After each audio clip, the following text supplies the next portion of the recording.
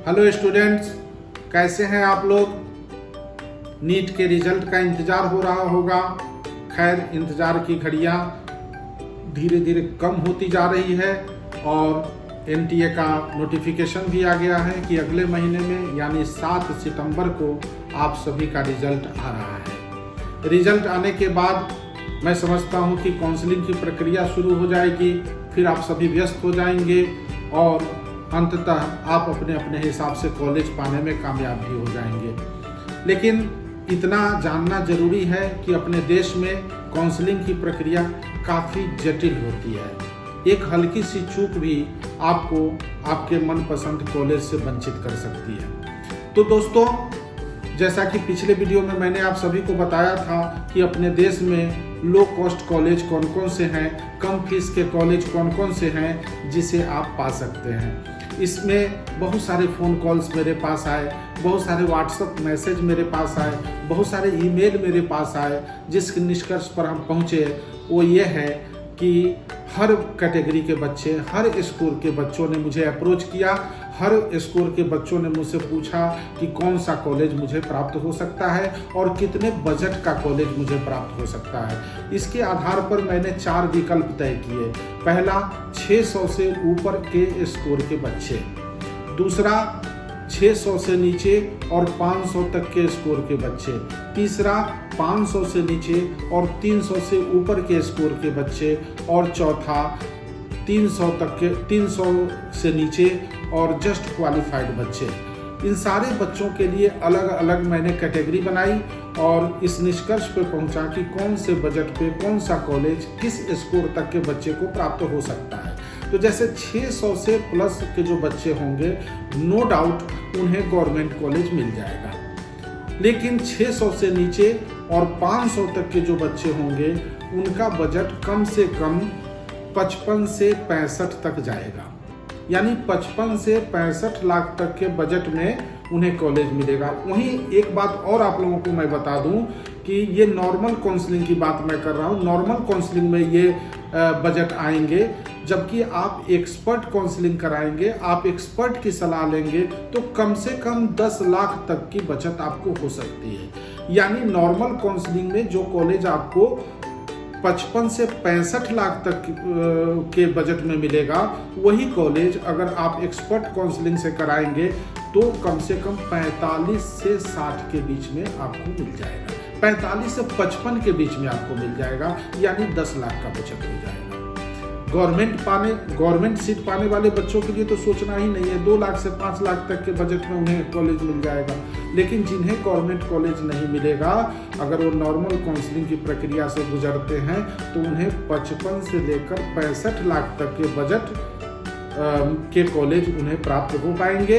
और वहीं अगर वो एक्सपर्ट की सलाह लेंगे तो 45 से 55 में ही उन्हें कॉलेज प्राप्त हो जाएगा। उसके बाद आता है 500 से नीचे और 300 से ऊपर। 500 से नीचे और 300 से ऊपर स्कोर लाने वाले बच्चों को आप मान के चलो कि 70 से 80 लाख तक के कॉलेज प्राप्त होंगे नॉर्मल काउंसलिंग से। यदि एक्सपर्ट काउंसलिंग से वो आएंगे तो मैं समझता हूँ 10 लाख की बचत इसमें भी हो जाएगी। यानी 65 से 70 के बीच में आपको ये कॉलेज मिल जाएगा। और उसके बाद 300 से नीचे और जस्ट क्वालिफाइड तक के बच्चे जो हैं, उनके बारे में जैसा कि मैंने विश्लेषण किया है कि 70 से 90 लाख तक के बजट के कॉलेज उन्हें मिल सकते हैं नॉर्मल काउंसलिंग के द्वारा। यदि एक्सपर्ट काउंसलिंग से वो चाहते हैं तो आप मान के चलिए 60 से 80 के बीच में उन्हें कॉलेज मिल जाएगा। तो ये सारे विश्लेषण हम आगे के वीडियो में आप सबके समक्ष लेकर आएंगे और आपको बताएंगे कि किस बजट के कौन से कॉलेज किस स्कोर पर आपको प्राप्त होंगे। लेकिन आज का जो विषय है, आज के वीडियो का जो विषय है वो है काउंसलिंग की प्रक्रिया। और काउंसलिंग की प्रक्रिया काफ़ी जटिल प्रक्रिया होती है अपने देश में, इसलिए सूक्ष्मता से आप लोगों को समझना होगा। आज हम काउंसलिंग की पूरी प्रक्रिया स्टेप बाय स्टेप आपके सामने रखने जा रहे हैं और आप लोगों को बताने जा रहे हैं कि कैसे इस प्रक्रिया से गुजरकर आप एक अच्छे मेडिकल कॉलेज प्राप्त करने में कामयाब हो पाएंगे और एक बजट में, अपने बजट में आप कॉलेज प्राप्त कर सकते हैं, कैसे प्राप्त कर सकते हैं। तो जैसा कि आप सभी जानते हैं कि दो प्रकार की काउंसलिंग होती है हमारे देश में। पहली होती है स्टेट कोटा काउंसलिंग और दूसरी होती है central counselling. State quota counselling के बारे में ज़्यादा बताने की ज़रूरत नहीं है, क्योंकि वो स्टेट के द्वारा कंडक्ट किया जाता है और 85% सीट के लिए वो काउंसलिंग होती है। लेकिन सेंट्रल काउंसलिंग जो है उसमें कई चीज़ें समाहित है, कई चीज़ें उसमें शामिल की गई है।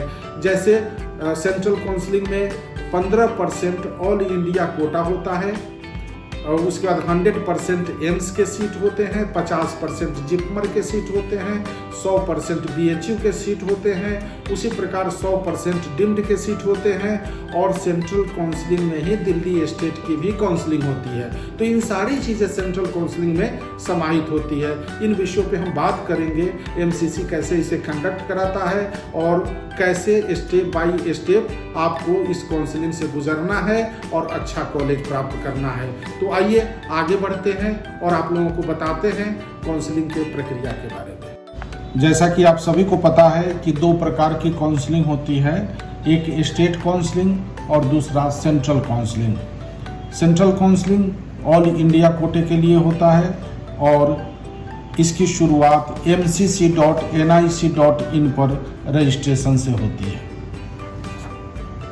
इस काउंसलिंग में 15% ऑल इंडिया कोटा होता है, 100% एम्स का होता है, 50% जिपमर का होता है, 100% BHU का होता है और 15% AC का होता है। इन सारे कोटे के लिए सेंट्रल काउंसलिंग होती है। इसके अलावा इस काउंसलिंग में दिल्ली की स्टेट कोटे की काउंसलिंग भी होती है जो साथ साथ चलती है। इस काउंसलिंग के अंतर्गत डीम्ड कॉलेज के 100% सीटों की काउंसलिंग MCC के माध्यम से ही होती है। तो जैसा कि मैंने बताया कि सेंट्रल काउंसलिंग के तहत सरकारी कॉलेज के साथ साथ 100% डीम्ड यूनिवर्सिटी के लिए रजिस्ट्रेशन MCC पर ही होता है। इसके बाद छात्रों को रजिस्ट्रेशन फीस और सिक्योरिटी डिपॉजिट भी जमा करनी होती है। तो सबसे पहले ये समझने की जरूरत है कि डीम्ड यूनिवर्सिटीज की सिक्योरिटी डिपॉजिट 2 लाख रुपए होती है। सरकारी कॉलेज के चयन करने पर सामान्य वर्ग के छात्र को 1000 रुपये एवं आरक्षित वर्ग के छात्रों को 500 रुपये रजिस्ट्रेशन शुल्क देना पड़ता है। डीम्ड कॉलेज के रजिस्ट्रेशन के लिए 5000 रुपये नॉन रिफंडेबल चार्जेस देने होते हैं। सरकारी सीटों के लिए सामान्य वर्ग के छात्र को 10,000 की सिक्योरिटी डिपॉजिट जमा करनी होती है। वहीं सरकारी सीटों के लिए आरक्षित वर्ग के छात्रों को 5,000 रुपये की सिक्योरिटी डिपॉजिट जमा करनी होती है। अब आइए काउंसलिंग के अंतर्गत आगे की क्या प्रक्रिया होती है। तो आपकी जानकारी के लिए मैं बता दूं कि जो स्टेट काउंसलिंग होती है वो ऑल इंडिया काउंसलिंग के पीछे पीछे चलती है। यानी ऑल इंडिया कोटे का जो राउंड फर्स्ट होता है वो सबसे पहले होता है, उसके बाद स्टेट राउंड फर्स्ट होता है। उसी प्रकार ऑल इंडिया राउंड सेकंड पहले होता है, फिर स्टेट राउंड सेकंड होता है। उसी प्रकार हम आगे बढ़ेंगे तो ऑल इंडिया काउंसलिंग के तहत, ऑल इंडिया कोटे के तहत मॉपअप राउंड सबसे पहले आयोजित होते हैं और उसके बाद स्टेट मॉपअप राउंड आता है और सबसे आखिर में ऑल इंडिया कोटा का स्ट्रे मॉपअप राउंड होता है और बाद में स्टेट का स्ट्रे राउंड होता है। एक चीज़ और आप लोगों को मैं बता दूं कि आरक्षित वर्ग के छात्रों को यानी रिजर्व कोटे के लिए सरकारी सीट की काउंसलिंग हेतु 5500 रुपये ही देने पड़ते हैं। जैसे ही आप डीम्ड यूनिवर्सिटी का चयन करते हैं तो आपका टोटल अमाउंट जो रजिस्ट्रेशन अमाउंट को मिलाते हुए होता है वो होता है 2,05,000 जो आपको जमा करना होता है। पेमेंट करने के लिए इंटरनेट बैंकिंग या क्रेडिट डेबिट कार्ड का ही विकल्प मिलता है। यानी कि पहले से आपको तय करना पड़ेगा जो आपका डेबिट कार्ड है उसका लिमिट आपको बढ़ा के चलना पड़ेगा, क्रेडिट कार्ड की लिमिट बढ़ा के चलना पड़ेगा या फिर इंटरनेट बैंकिंग की लिमिट बढ़ा के चलना पड़ेगा, क्योंकि ये ऑनलाइन ही ट्रांसफ़र होता है या फिर डेबिट कार्ड क्रेडिट कार्ड से इसके पेमेंट का विकल्प है।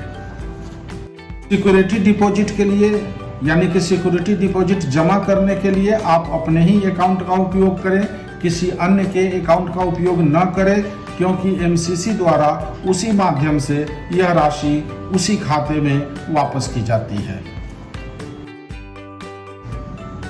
तो सबसे पहले जैसा कि आप जानते हो कि सबसे पहले रजिस्ट्रेशन की प्रक्रिया होती है।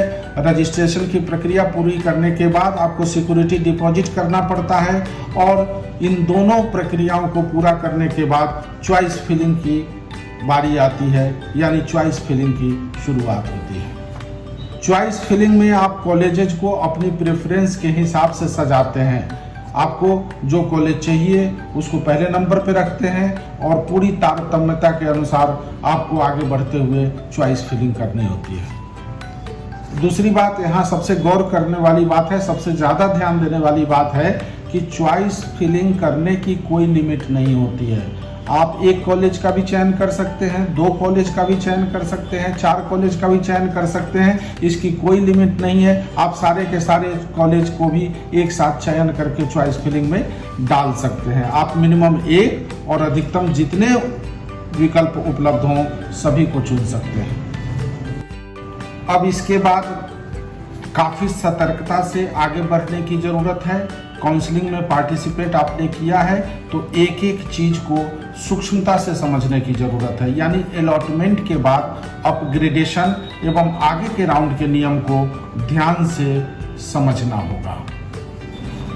अगर कोई छात्र राउंड फर्स्ट में सीट ज्वाइन करता है और अपग्रेडेशन के लिए चुनता है, अगर राउंड सेकेंड में सीट अपग्रेड नहीं हुई तब राउंड फर्स्ट की सीट रिटेन होगी और सभी काउंसलिंग खत्म हो जाएगी।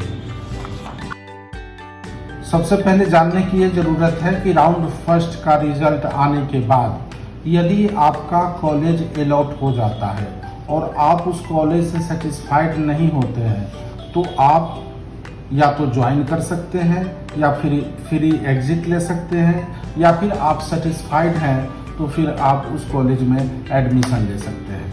यदि अपग्रेडेशन का विकल्प आप चुनते हैं तो ऐसी परिस्थिति में आपको राउंड सेकेंड में जाना पड़ेगा और अपग्रेड किए हुए सीट यदि आपको मिल जाते हैं तो उसमें आपको एडमिशन कराना होगा, नहीं तो जो पहले आपको जिस कॉलेज में सीट मिली है वहाँ जाकर आपको अपना फॉर्म भरना होगा और आपको वहाँ एडमिशन लेना होगा। उसके बाद आपकी काउंसलिंग समाप्त हो जाएगी। सुप्रीम कोर्ट के द्वारा निर्देशित नियम के तहत एमसीसी के राउंड 2 में अलॉटेड सीट पर एडमिशन लेने के बाद छात्र आगे की एमसीसी की काउंसलिंग, अपने स्टेट की काउंसलिंग एवं अन्य सभी काउंसलिंग से बाहर हो जाता है। 2022 में नए नियम के तहत एमसीसी या राज्य किसी के भी राउंड सेकेंड से अलॉटेड सीट पर एडमिशन लेने के बाद छात्र आगे की एमसीसी की काउंसलिंग, अपने स्टेट की काउंसलिंग एवं अन्य किसी भी काउंसलिंग से बाहर हो जाता है। एमसीसी की काउंसलिंग के दौरान रजिस्ट्रेशन को रीसेट करने का मौका सिर्फ एक बार ही मिलता है। इस पर विशेष ध्यान देने की ज़रूरत है, उसके बाद फिर कोई दूसरा मौका नहीं मिलता है। यहाँ विशेष रूप से ये जानने की ज़रूरत है कि अपग्रेडेशन का मौका जो आपको है वो एक ही बार मिलता है, यानी राउंड फर्स्ट में ही मिलता है। राउंड सेकेंड में या मॉपअप राउंड में अपग्रेडेशन का कोई मौका नहीं मिलता है। यहाँ ये भी जानने की ज़रूरत है कि सरकारी सीट के लिए मॉपअप राउंड की चॉइस फिलिंग ही स्ट्रे मॉपअप राउंड में भी कंसीडर होती है, जबकि डीम्ड यूनिवर्सिटी के लिए मॉपअप राउंड एमसीसी द्वारा अंतिम राउंड होता है और stray mop up round college level पे होता है, यानी कि ऑनलाइन प्रक्रिया केवल मॉपअप राउंड तक ही डीम्ड यूनिवर्सिटी के लिए लागू है और stray mop up round college level पे होता है, यानी ऑफलाइन होता है। तो जैसा कि मैंने बताया कि एमसीसी स्ट्रे मॉपअप राउंड की काउंसलिंग सिर्फ सरकारी सीट के लिए ही लागू है, यानी कि सरकारी सीट के लिए ही एमसीसी स्ट्रे मॉपअप राउंड करवाता है। डीम्ड यूनिवर्सिटीज के लिए एमसीसी स्ट्रे मॉपअप राउंड नहीं करवाता है। यहाँ यह भी ध्यान देने योग्य बातें हैं कि मॉपअप के समय की चॉइस फिलिंग ही स्ट्रे मॉपअप राउंड के लिए कंसीडर होती है, लेकिन सिर्फ सरकारी सीट के लिए। और ये भी ध्यान देने योग्य बातें हैं कि मॉपअप के समय डिम्ड की चॉइस फिलिंग ध्यानपूर्वक करें, पूरी सतर्कता के साथ करें, क्योंकि stray mop up round college level पर कराई जाती है और इसमें किसी भी प्रकार की एमसीसी का दखल नहीं होता है। दोस्तों, आपको ये वीडियो कैसा लगा? जैसा कि मैंने बताया कि काउंसलिंग की प्रक्रिया क्या होती है, या कैसे संचालित होती है और कैसे स्टेप बाय स्टेप गुजरते हुए आप कॉलेज पाने में कामयाब हो जाते हैं। तो आप सभी से ये रिक्वेस्ट है कि नीचे कमेंट बॉक्स में जाएं, अपने सुझाव, अपने राय, अपने प्रश्न और अपनी जिज्ञासा जरूर लिखें, ताकि हम आपके सवालों का जवाब दे सकें और आने वाले समय में अच्छे टॉपिक पर वीडियो लेकर उपस्थित हो सकें। इसके साथ ही जो नए व्यूवर हैं वे इस चैनल को जरूर सब्सक्राइब करें। साथ ही आप सभी से निवेदन है कि ज़्यादा से ज़्यादा लाइक, शेयर और सब्सक्राइब करें।